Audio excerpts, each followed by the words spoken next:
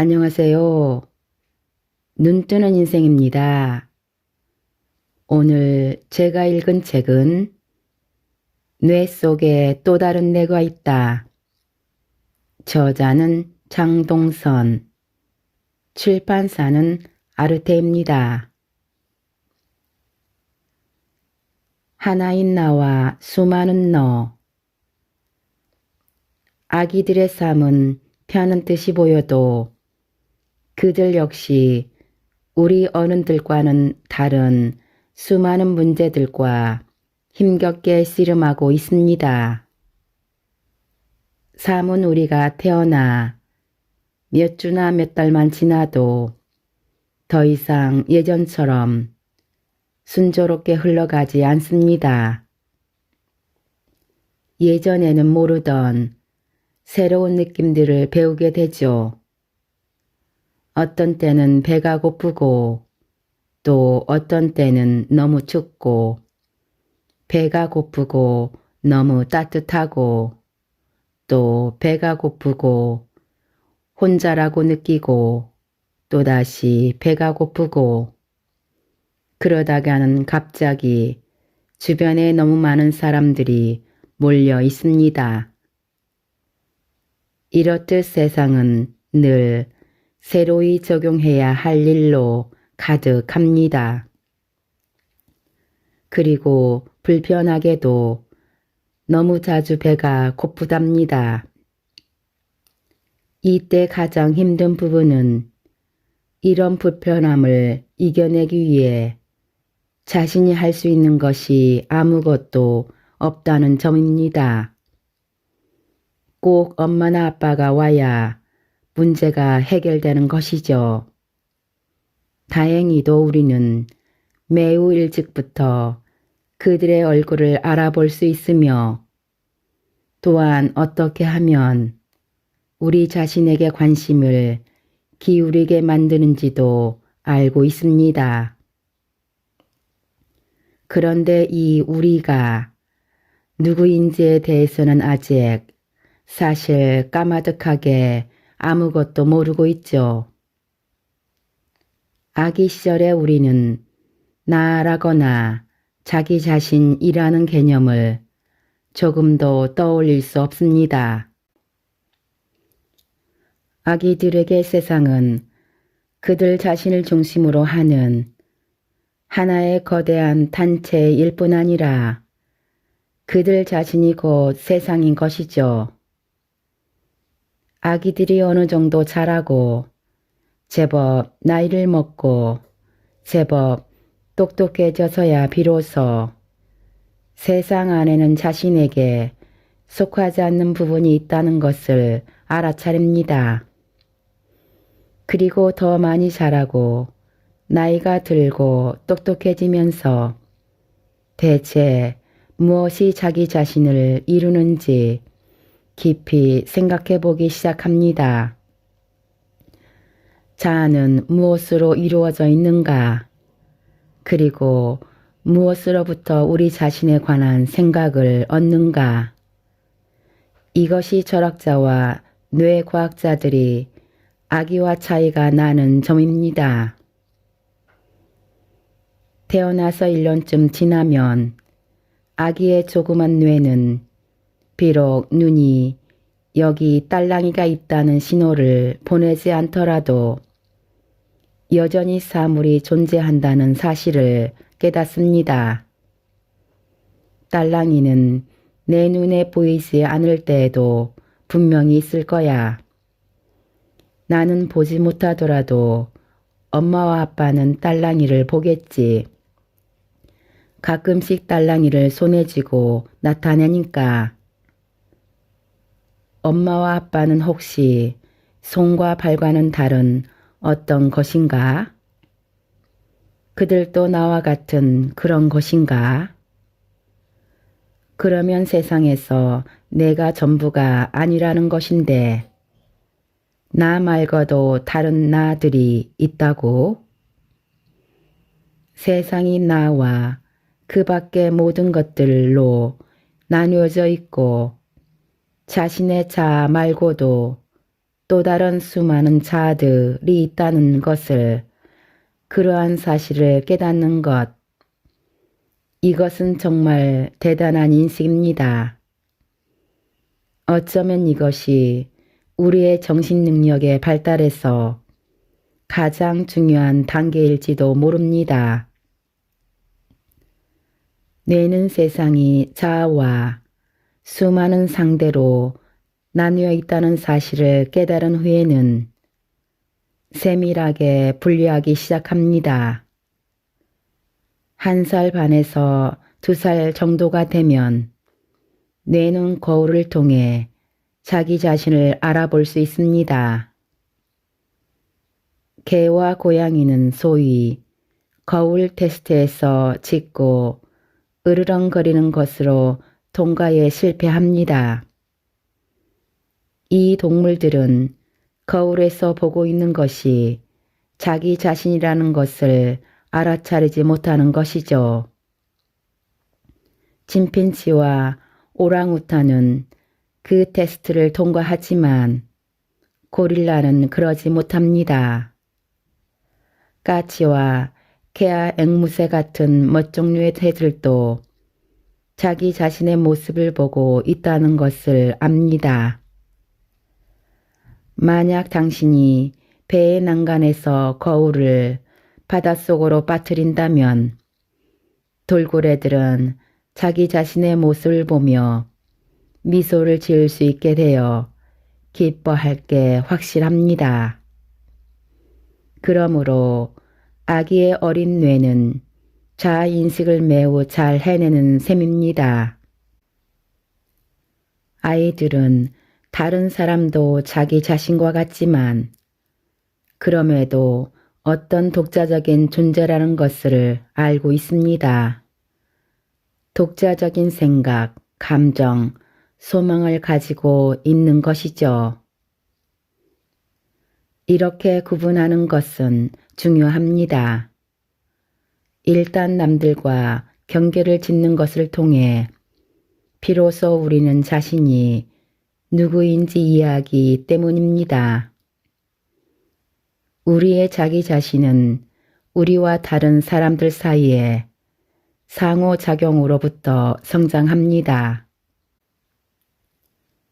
구소련의 심리학자 레프 비고츠키의 주장을 따르면 우리는 남들을 통해 비로소 우리 자신이 되는 것입니다. 우분투라는 말도 이와 비슷한 내용입니다.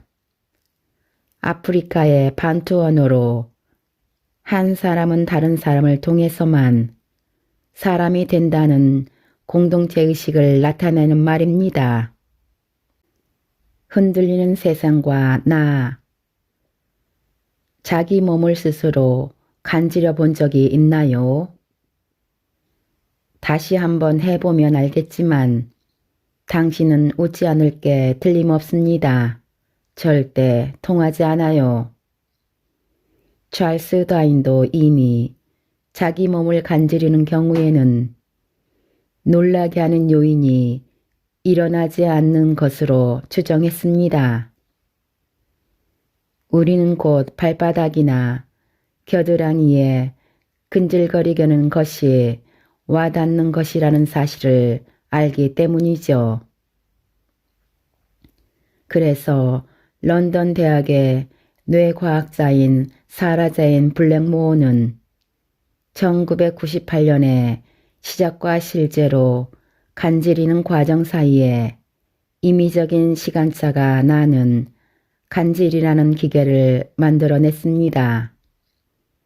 이로써 간지럼을 다는데 반드시 필요한 예측 불가능성을 이루어냈지요. 자, 보세요. 이 기계로 마침내 인류의 오랜 염원인 스스로 간지리기가 가능하게 된 것입니다. 우리 뇌가 자기 자신의 행위를 무시하는 이유는 무엇일까요? 적어도 2가지 이유가 있습니다. 한편으로는 그렇게 해서 우리 뇌는 외부에서 오는 신호를 받아들일 통로를 비워 놓습니다. 자신보다 주변에서 벌어지는 일이 우선권을 가집니다.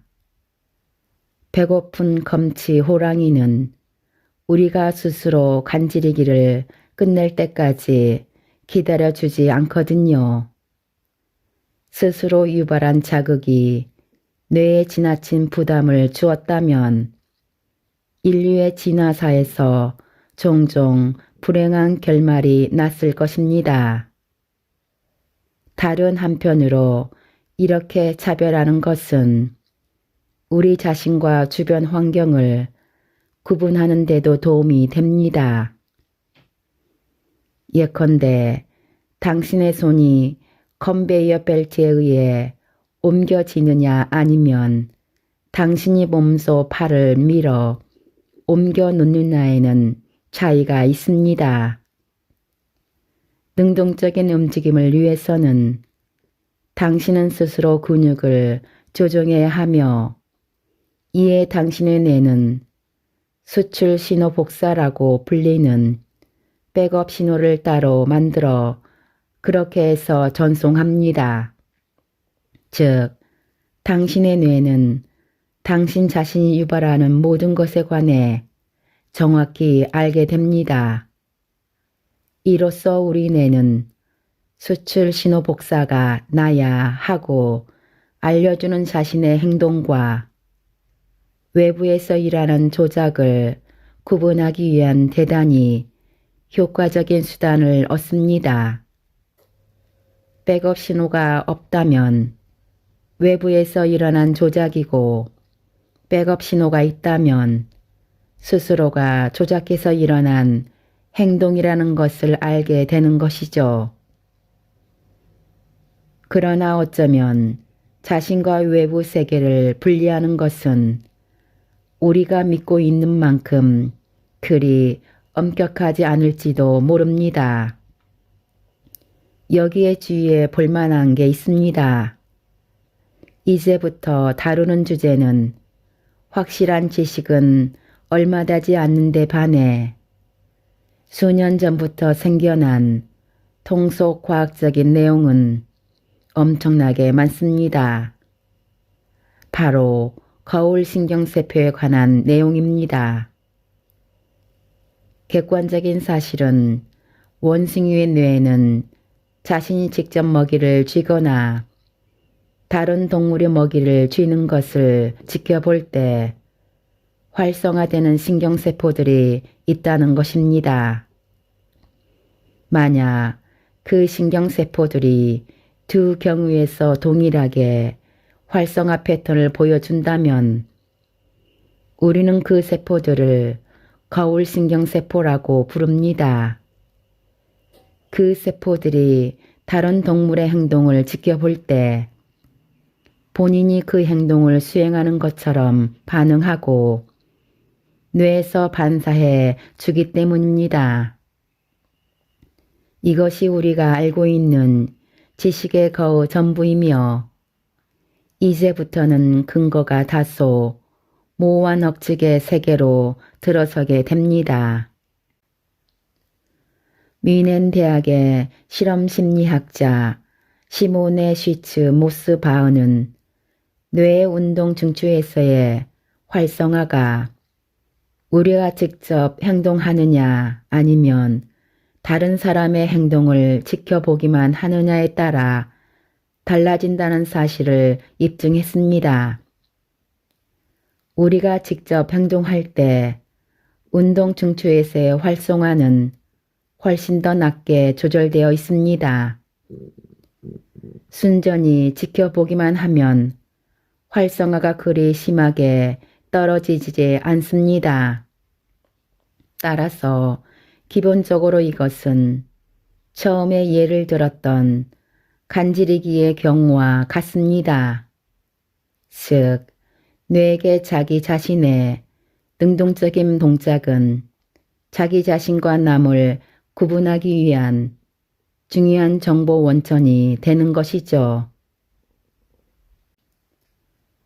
뇌와 몸의 진정한 팀워크. 그러므로 자기 자신을 인지할 때 우리의 뇌와 몸은 서로 긴밀히 협력합니다.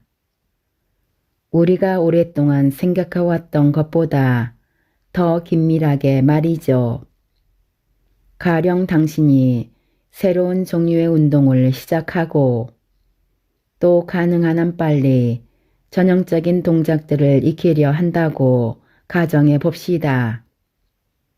가장 좋은 방법은 다른 운동선수들을 관찰해서 그들의 행동을 따라 하는 것입니다.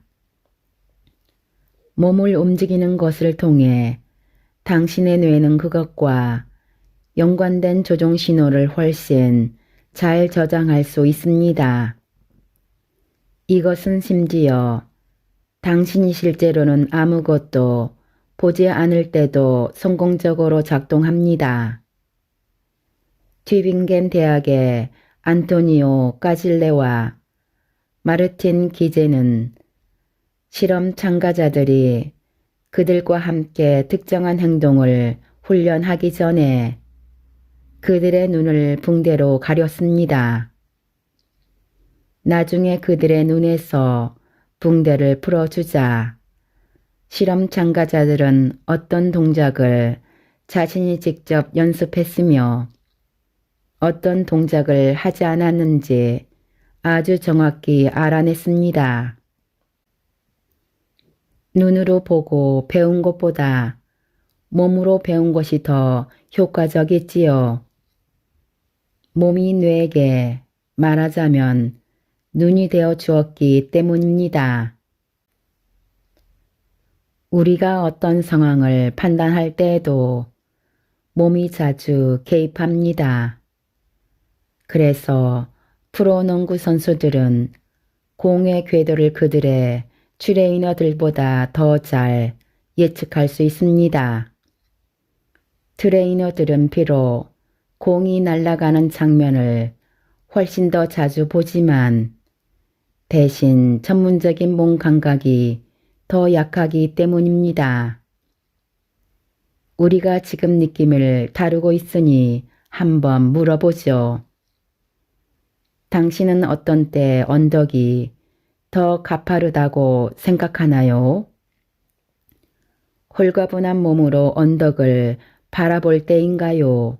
아니면 무거운 배낭을 등에 지고 언덕을 바라볼 때인가요? 그렇습니다. 필요와 탈지는 우리의 사고 과정에 상당한 영향을 미칠 수 있습니다.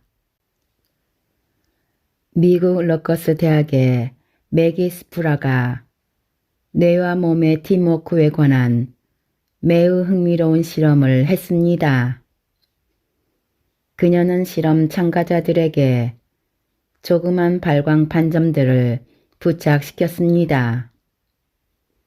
할리우드 영화에서 어떤 배우의 동작을 컴퓨터에 나오는 인물과 합성시킬 때 하는 것처럼 말이죠. 그런 다음 실험 참가자들은 크리스마스 트리로 보이는 옷을 입고 평소대로 걸어가고 달려가는 것에서 춤을 추고 샌드백을 치는 것까지 다양한 활동을 수행했습니다. 시프라와 연구진은 참가자들이 그렇게 하는 모습을 비디오에 담았습니다. 그 후에 참가자들은 모든 비디오 영상을 보고 그 각각의 짧은 영상이 자신의 것인지 친구의 것인지 아니면 낯선 사람을 찍은 것인지 밝혀야 했습니다. 낯선 사람의 영상은 그저 사람들이 발광 반점들의 움직임만 보고도 어떠한 움직임이 누구의 움직임으로 알아볼 수 있는지 확인하기 위한 대조군이었습니다. 우리가 가장 많이 본 움직임은 누구의 것일까요? 아마도 날마다 본 친구의 움직임이 우리에게 시각적으로 가장 익숙했을 것입니다. 반면 자신의 움직임은 몸의 감각으로는 익숙하겠지만 그 모습을 시각적으로는 자주 보지 못했을 것입니다. 그런데 우리가 제3자의 시점에서 보았을 때 가장 잘 구분해 낼 수 있었던 움직임은 누구의 것이었을까요? 재미있게도 그것은 바로 자기 자신의 움직임이었습니다. 몸의 감각이 시각적 경험보다 더 중요했다는 이야기지요. 보여진 비디오 영상들의 거의 70%에서 실험 참가자들은 자기 자신을 제대로 알아보았고 자신의 친구들의 모습은 대략 절반가량 알아보았습니다. 개인적인 스타일이 더 많이 드러나는 춤이나 권투같이 복잡한 동작에서 자기 자신이나 친구를 알아보는 것이 더 쉬웠고 걷기와 달리기 같이 일반적인 동작에서는 적중률이 대체로 더 낮았습니다.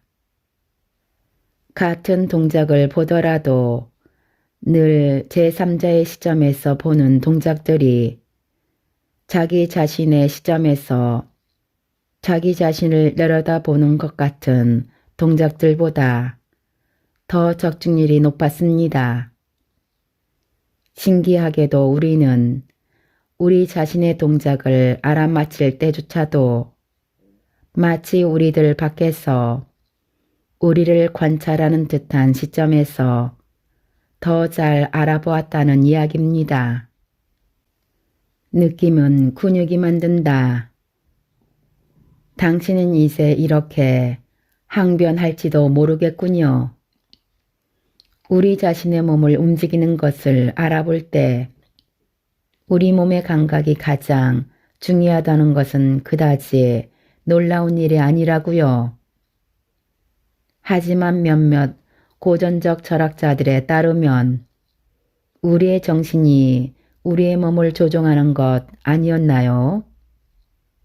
예를 들어 우리가 어떤 감정을 느낄지조차도 우리의 정신이 판단하는 것이라고요. 아, 감정 이야기를 해서 반갑습니다. 좋은 예거든요.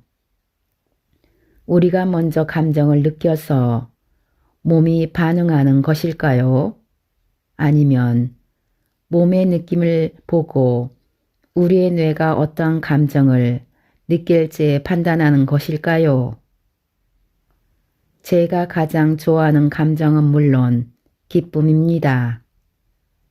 그리고 당신은 실제로도 몸을 살짝 속이기만 하면 기쁨을 불러올 수 있습니다. 이때 필요한 것은 연필 한 자루가 전부입니다. 연필을 가로로 입에 넣어 이로 꼭 물어보세요. 입술로 물어서는 안 됩니다. 이를 사용해야 합니다. 그래야만 당신은 미소를 짓고 웃을 때와 동일한 근육을 쓰게 됩니다. 그렇게 준비한 다음 이제 우습다고 생각되는 상황으로 빠져들면 됩니다. 책장을 뒤져 만화가 그려진 오래된 책을 한 권 꺼내 읽어보세요.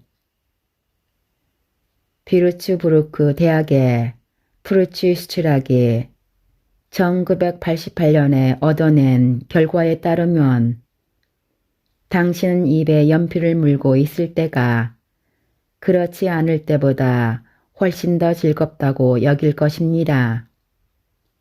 그 이유는 당신이 지금 웃는 얼굴을 하고 있다고 뇌에 알려주는 근육의 신호 때문이죠.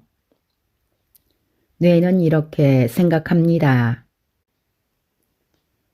오, 내가 웃고 있다면 거기에는 분명 이유가 있을 거야. 그렇다면 해당 호르몬들을 분비해서 기분을 제대로 올려줘야겠군.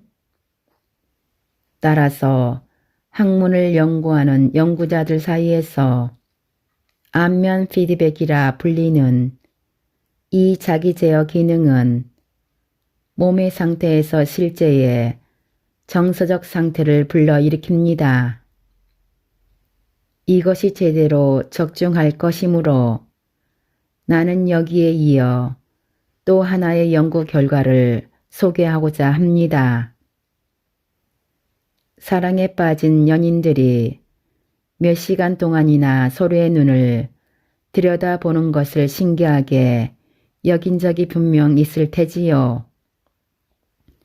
이것은 어느 정도까지는 반대로도 작동합니다. 바라보는 것에서 호감을 느끼는 것으로 이것을 위해 전혀 얼굴을 모르는 사람들을 남녀로 짝을 지어 여러 쌍으로 나누고 그들에게 2분 동안 집중해서 눈을 들여다보라고 부탁해 보세요. 서로 불편할 수도 있으니까 기분 전환을 위해 상대방 눈의 깜빡임을 세어보라는 유장 과제를 제시합니다. 정해진 시간이 지난 후에 참가자들은 서로에 대한 평가를 내려야 합니다. 그런데 보세요. 오래 눈 맞춤을 즐길 수 있었던 쌍들은 서로 상대의 손만 바라보고 있었던 쌍들보다 서로에게 호감과 매력을 더 느끼며 더 믿음이 간다고 판단했습니다. 우리가 다른 사람들과 상호작용을 할 때면 항상 유대감이 생겨납니다. 우리는 시간이 지날수록 자신이 의식하지 못하는 사이에 상대의 표정이나 자세를 따라하게 됩니다. 사람들이 꽤 오랜 시간 동안 마주 앉아 있을 때 당신은 이 현상을 관찰할 수 있습니다. 한 사람이 다리를 꼬면 종종 상대도 그렇게 합니다. 한 사람이 몸을 뒤로 기대고 앉으면 상대도 마찬가지로 그렇게 합니다. 우리는 우리의 태도를 어느 정도까지는 서로에게 맞추며 상대가 우리와 같이 행동하는 것으로 보이기 때문에 우리는 상대가 비슷한 생각과 느낌을 가진다고 간주하는 것이죠. 이 때문에 상대는 더 호감 있게 보이는 것입니다. 표정에서도 그런 일은 일어납니다. 보톡스를 아시지요? 남캘리포니아 대학의 데이비드 닐은 2011년에 보톡스가 얼굴 근육을 마비시킬 뿐 아니라 남들의 표정을 올바로 해석하는 능력을 떨어뜨린다는 사실을 입증했습니다. 보톡스를 맞으면 상대의 정서적 표현을 따라하는 것이 매우 힘들어집니다.